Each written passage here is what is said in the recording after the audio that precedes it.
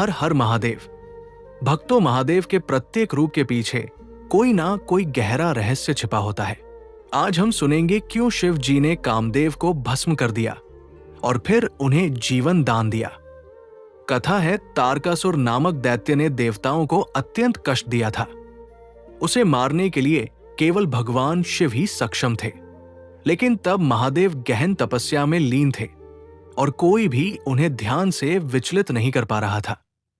देवताओं ने सोचा, अगर शिव जी का विवाह माता पार्वती जी से हो जाए तो शक्ति और शिव का मिलन होगा और तभी तारकासुर का अंत संभव है।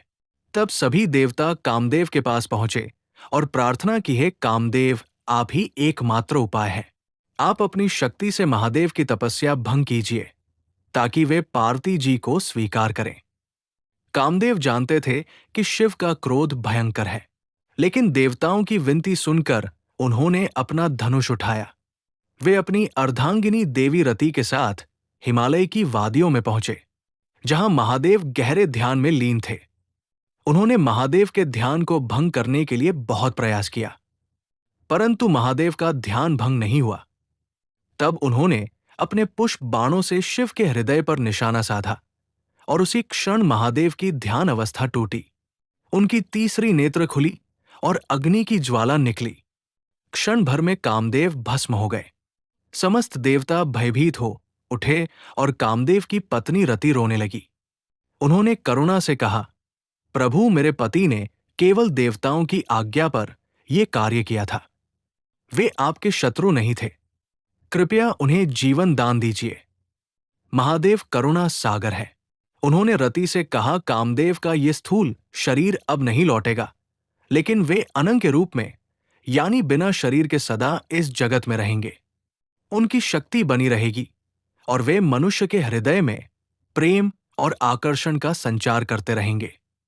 यही कारण है कि कामदेव को अनंग देव कहा जाता है।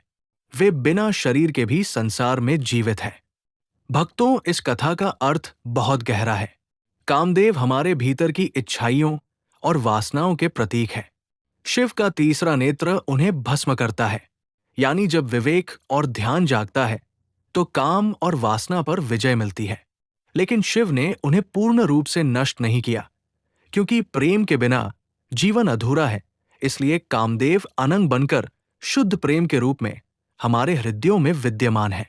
तो आइए हम सब प्रार्थना करें, हैं नीलकंठ महादेव, हमें विवेक दीजिए कि हम वासनाओं पर नियंत्रण पा सके और प्रेम को केवल शुद्ध भक्ति और समर्पण में ढाल सके। हर हर महादेव। ऐसी ही सच्ची और रोचक जानकारी के लिए हमारे चैनल गोपाल मंथन को सब्सक्राइब करें। मिलते हैं अगले रोचक प्रसंग में। तब तक के लिए धन्यवाद। जय हिंद।